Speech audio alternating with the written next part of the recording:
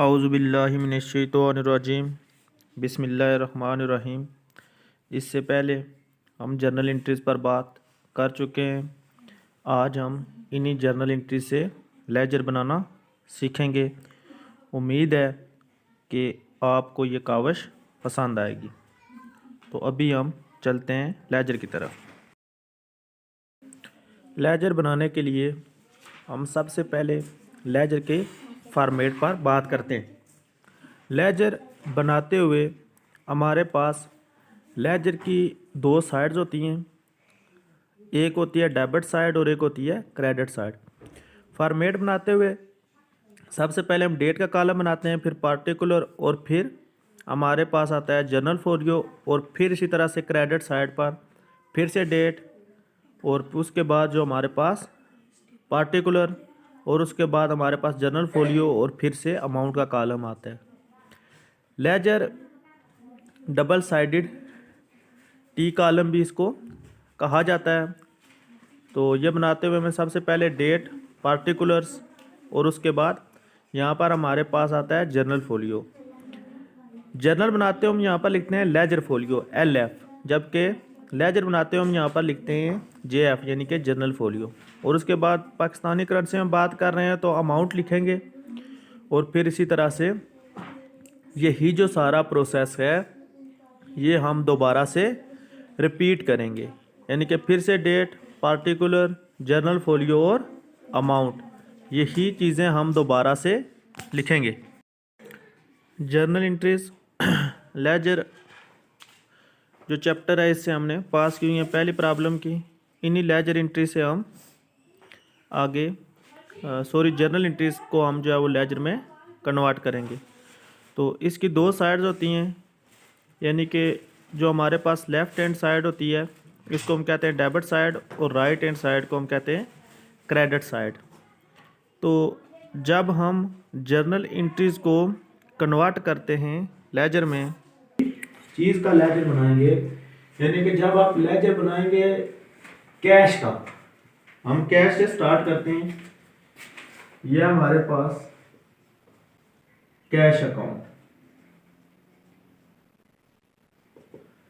हम इसका लेजर जो है वो डिटेल के साथ बनाएंगे, और बाकी भी यहाँ पर मैं कंप्लीट कर दूंगा, तो वो आप वीडियो में देख सकते हैं।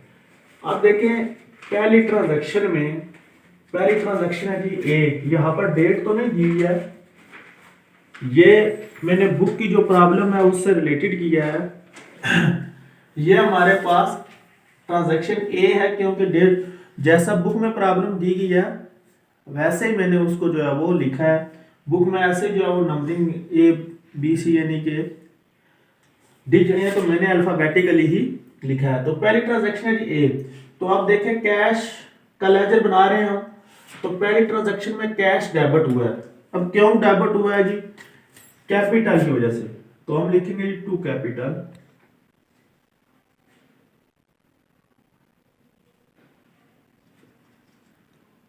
Capital account. ये अकाउंट को मैं शॉर्ट लिख रहा हूं, और अमाउंट है इसकी 1,00,000 रुपया।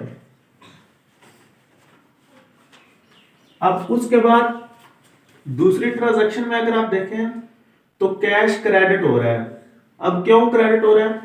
अब लेजर में देखें हम कैश का लेजर अकाउंट बना रहे हैं, तो कैश जिस ट्रांजैक्शन में इन्वॉल्व होगी वो उस ट्रांजैक्शन पर हम जो है वो पोस्ट करेंगे वो ट्रांजैक्शन, लेकिन रीजन पोस्ट करेंगे कि कैश पर इफेक्ट क्यों पड़ा है। कैश पर इफेक्ट डेबिट हुई है कैश या क्रेडिट हुई है, इफेक्ट क्या हुआ है।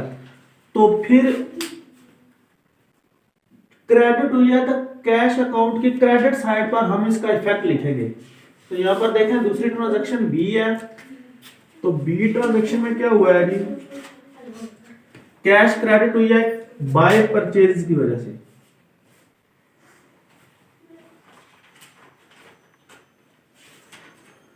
परचेजेस, और अमाउंट है जी 500। अब इसके बाद तीसरी ट्रांजैक्शन है, तो इसमें फिर से कैश क्रेडिट हुई है बाय फर्नीचर,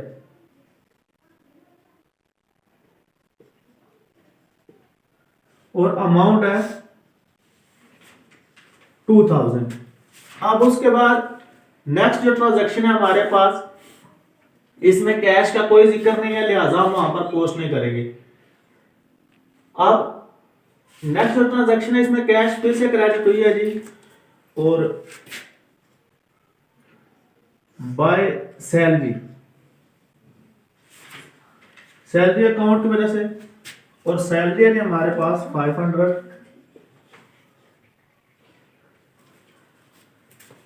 उसके बाद कैश डेबिट हुई है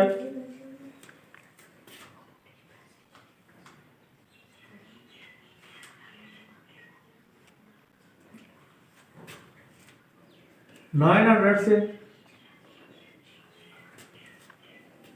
उसके बाद कैश का कोई जिक्र नहीं है तो हम ये पास नहीं करेंगे।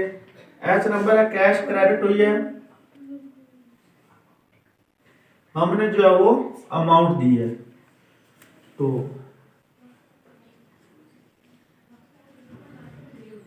सलीम अकाउंट 2000। उसके बाद यहां पर जो कैश का कोई जिक्र नहीं, हम छोड़ देंगे। फिर कैश क्रेडिट हुई है इलेक्ट्रिक चार्जेस,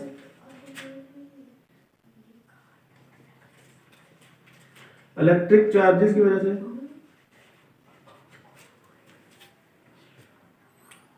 और इलेक्ट्रिक चार्जेस है हमारे पास 30। इसके बाद कैश फिर क्रेडिट हुई है रेंट की वजह से 80। फिर कैश डेबिट हुई है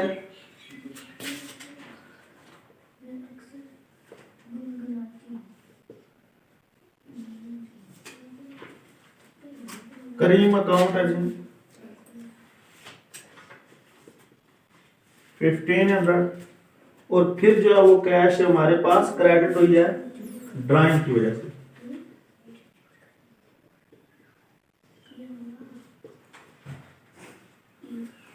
तो ये हमारे पास है जी कैश अकाउंट के मुतल्लिक सारी डिटेल।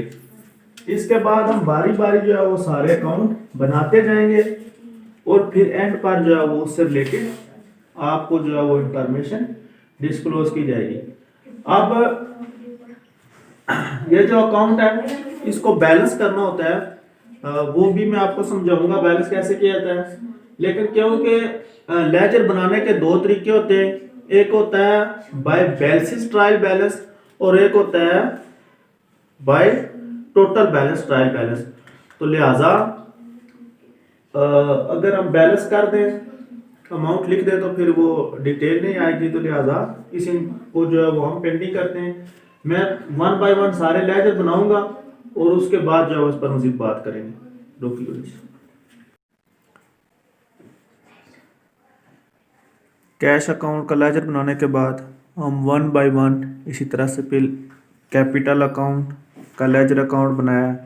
अब कैपिटल अकाउंट आप अगर ट्रांजैक्शन में देखें तो पहली ट्रांजैक्शन में जो कैपिटल है वो क्रेडिट हुआ था, तो इसीलिए हम इसकी क्रेडिट साइड पर हमने अमाउंट लिख दी है। फिर इसी तरह से परचेजेज अकाउंट हमने बनाया है, तो अगर हम बी नंबर ट्रांजैक्शन में देखें तो परचेज डेबिट हुआ है, तो हमने इसकी डेबिट साइड पर, परचेज अकाउंट की डेबिट साइड पर हमने रीज़न लिखी है कि हमने कैश अदा की है और परचेजेस की हैं। इसी तरह से 1 बाय 1 हम सारे के सारे जो लेजर अकाउंट हैं, परचेज अकाउंट बनाया है, फर्नीचर अकाउंट है, उसके बाद कलीम अकाउंट है, उसके बाद हमारे पास सेल अकाउंट है, सैलरी अकाउंट है, करीम अकाउंट है, इलेक्ट्रिक चार्जेस, रेंट अकाउंट, उसके बाद सलीम अकाउंट और ड्राइंग अकाउंट। तो इसके बाद मैं ये जो जर्नल एंट्रीज है हमारे पास, मैं इनको ख़त्म कर दूंगा। तो हम यहाँ पर जो है वो, इसके बाद हमारे पास लेजर अकाउंट बनाने के दो तरीके होते हैं। एक ये तरीका होता है कि आप जितना भी डेबिट बैलेंस है वो टोटल लेजर अकाउंट की जो ट्रायल बैलेंस है, लेजर का बैलेंस है, वो डेबिट साइड पर लिखें, और जो क्रेडिट का टोटल है वो आप क्रेडिट साइड पर लिखें। ये होता है टोटल बैलेंस ट्रायल बैलेंस। जबकि बाय बेसिस ट्रायल बैलेंस ये होता है कि आप डेबिट साइड और क्रेडिट साइड दोनों का टोटल करें, जिसका ज़्यादा अमाउंट आती है वो आप टोटल में लिखें, और फिर जो बाकी साइड है उसको उसमें से बैलेंस कर लें। तो हमने ये टोटल किया, ये हमारे पास 1,02,400 आया। उसके बाद हमने इसका टोटल किया तो ये 7,000 समथिंग अमाउंट आ रही थी। हमने जब उसको इसमें से माइनस किया तो हमारे पास 94,590 अमाउंट आई है। ठीक है, हमने ये बैलेंस लिख लिया। इसी तरह फिर कैपिटल का जो है वो हमारे पास 1,00,000 रुपया अमाउंट है। इसकी डेबिट साइड कोई नहीं है तो ये सारे का सारा बैलेंस क्रेडिट साइड का है, तो हमने ये वैसे ही लिख दिया।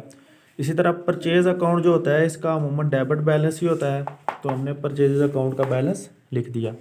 उसके बाद फर्नीचर अकाउंट, फिर हमने फर्नीचर अकाउंट का बैलेंस लिखा 2,000 रुपये, ये आप देख सकते हैं।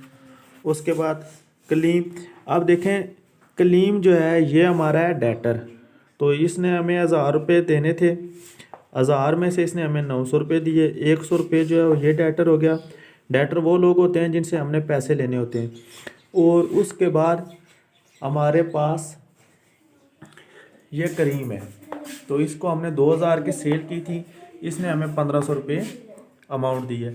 तो ये 500 करीम के बाकी हैं और कलीम के बाकी हैं 100। तो ये डेटर जो हमने टोटल अमाउंट लोगों से वसूल करनी है जिनको हमने सेल की हुई है वो हमने करनी है 600 रुपये। जबकि दूसरी तरफ हमारे पास अकाउंट है सलीम अकाउंट। सलीम से हमने परचेजेस की थी 3,000 रुपये की, और इसको हमने जो कैश दिया वो 2,000 रुपये दिए। यानी कि हमारे जो क्रेडिटर हैं जिनको हमने पैसे देने हैं वो क्रेडिटर है हमारे पास 1,000 रुपये। तो इसके बाद जब हम टोटल इसको बैलेंस करते हैं तो हमारे पास जो टोटल बैलेंसेस आते हैं वो डेबिट साइड का भी 1,04,000 रुपये और क्रेडिट साइड का भी 1,04,000 रुपये। यानी कि ट्रायल बैलेंस हमेशा बराबर होता है। अगर आप बाय बैलेंसेस से ट्रायल बैलेंस बनाएं या कि आप by total balance trial balance बनाएं, ये हमेशा से बराबर होते हैं। तो ये थी जी आज की प्रॉब्लम। हमने पहले जर्नल जो है वो बनाया है। जर्नल बनाने के बाद उन्हीं ट्रांजैक्शनों को हमने लेजर में कन्वर्ट किया है और फिर लेजर बैलेंसेस से हमने ट्रायल बैलेंस बनाए। तो आज के लिए इतना ही। इंशाअल्लाह नेक्स्ट आइंदा किसी वीडियो में मिलेंगे। अल्लाह हाफिज़।